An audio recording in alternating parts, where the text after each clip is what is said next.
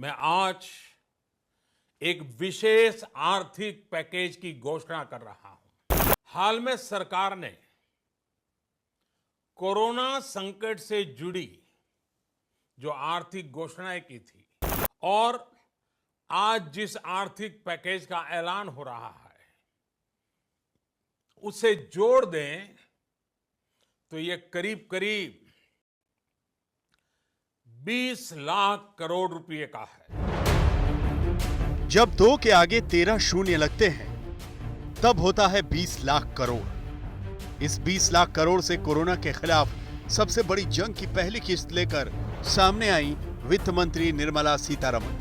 Corona की मारी अर्थव्यवस्था को राहत देने के लिए 3 लाख करोड़ रुपए का लोन लेकर There is a collateral-free automatic loan for MSMEs which is being provided. This will give facility up to 3 lakh crores.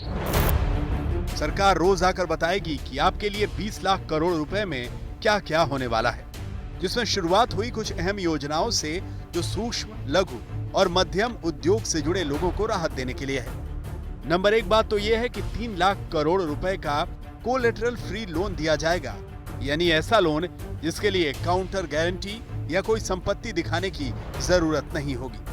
Number 2, ये लोन 25 करोड़ रुपए तक के होंगे। इनमें 100 करोड़ रुपए की टर्नओवर वाली कंपनियों को फायदा होगा।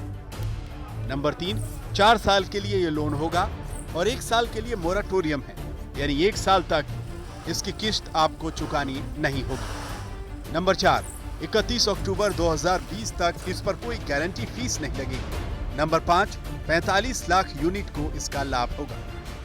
सरकार का यह ऐलान प्रधानमंत्री नरेंद्र मोदी की उस पीड़ा का इजहार है जिसमें उन्होंने गरीब और कमजोर तबके के हितों की बात की। ये आर्थिक पैकेज हमारे कुटीर उद्योग, गृह उद्योग, हमारे लघु मंझोले उद्योग, हमारे एमएसएमई के लिए हैं, जो करोड़ों लोगों की आजीविका का साधन है, जो आत्मनिर्भर भारत के हमारे संकल्प का मजबूत आधार है। इतना ही नहीं, कोरोना काल ने बहुत कुछ बदला है, तो एमएसएमई की परिभाषा भी सरकार ने बदल दी है ताकि ज्यादा से ज्यादा उद्योगों और उसमें काम करने वालों को फायदा मिले।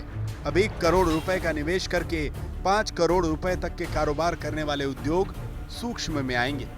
10 करोड़ रुपए का निवेश करके 50 करोड़ रुपए तक कमाने वाली कंपनियां लघु उद्योग में आएंगी और 20 करोड़ का निवेश करके 100 करोड़ तक का कारोबार करने वाली कंपनियां मध्यम उद्योग में आएंगी।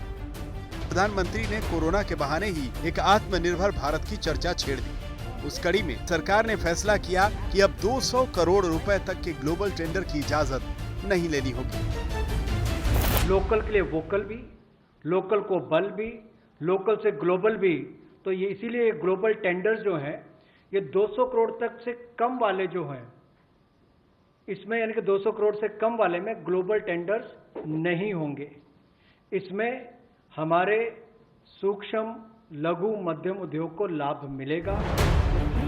सरकार का कहना है कि वो दूरगामी नतीजों वाले कदम उठा रही है। इसके लिए किस सेक्टर पर पहली किश्त में कितना पैसा रखा गया है उस पर एक नजर डाल लीजिए।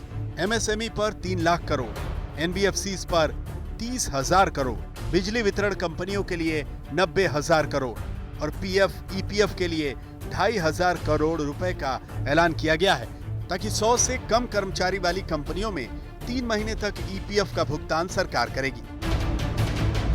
कोरोना ने 2 महीने से देश को ठप कर रखा है, लेकिन प्रधानमंत्री नरेंद्र मोदी की नजर इसमें उन साधारण कर्मचारियों की तरफ है जिनकी रोजी रोटी पर आफत आ गई। ईपीएफ जो है, प्रोविडेंट फंड जो है, वो 12% जो कर्मचारी उसका भी और जो नौकरी देने वाला उसका भी 12% भारत सरकार देगी। और ये पहले 3 महीनों के लिए हमने किया था, जिसकी भुगतान कर भी दिया गया पहले 2 महीनों के लिए, और इसको अगले 3 महीने और बढ़ा दिया जाएगा। इसका प्रावधान भी जून, जुलाई और अगस्त के लिए कर दिया गया है।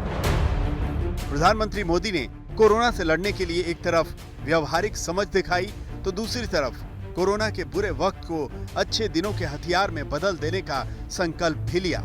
इसीलिए अपनी जीडीपी का 10% हिस्सा कोरोना से लड़ने में झोंका जा रहा है।